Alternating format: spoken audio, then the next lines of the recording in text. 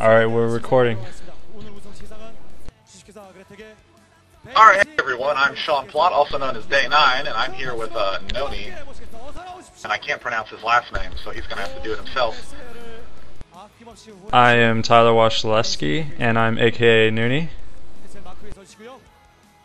Alright, and we're going to be doing a little bit of commentary on the matches that occurred on Friday night between Bisu and Savior.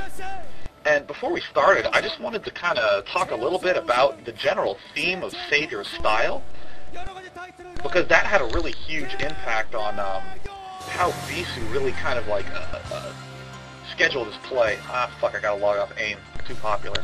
Alright, there we go. Yeah, see, in general, Savior's style, it strikes me a lot that Savior generally kind of has a mid-game where he's very aggressive with harassment. Like, you've seen a lot of his Zerg vs. Terran games where he's just getting Mutalisks really quickly off 3 hatcheries, and then trying to do harassment as well with Zerglings at the front. And this provides him a nice smooth transition into an endgame where he either has Defilers or has set himself up with a really nice macro.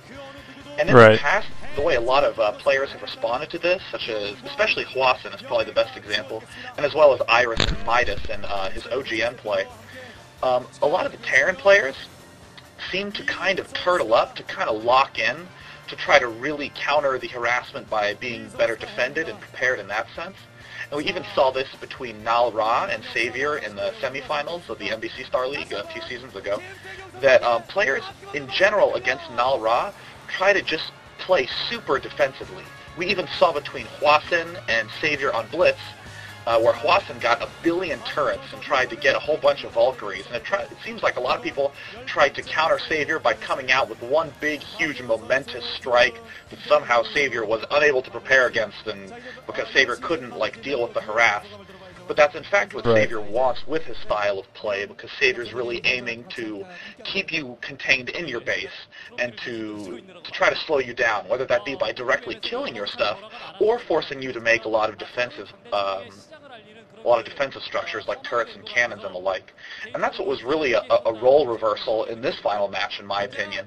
That Bisu, rather than really trying to stay too defensive, stayed fairly low on cannons in the early game and just set himself up to be absolutely non-stop aggressive, pressure-heavy in the mid-game, which really threw Savior off in the games, it appears. So that's what I have to say about that. Yeah, definitely. It seemed like Bisu, you can see it in the first game, and I'll talk about it more in detail as we start watching the games, but you'll see that he always has some kind of harass in mind, and he's not going to have a point in the game when he's not doing something to Savior. And but you'll also see that Bisu is a macro machine back at his base. He just expands every time he gets a chance to. He knows that when he has some successful harass, he gets an expansion for doing that as a reward. So you'll see that Bisu isn't really going for like one huge strike to surprise Savior, and if it works, then that's good game, and if it doesn't, then he's screwed. But he's going for a kind of constant harass, constantly building up, and just eventually gonna push him over. It's just that in these games we saw that the harass was so effective that the games didn't last so long. Oh my god, it was so good. So I guess, yes, it was. I guess we should get started here. Oh my god, let's do this.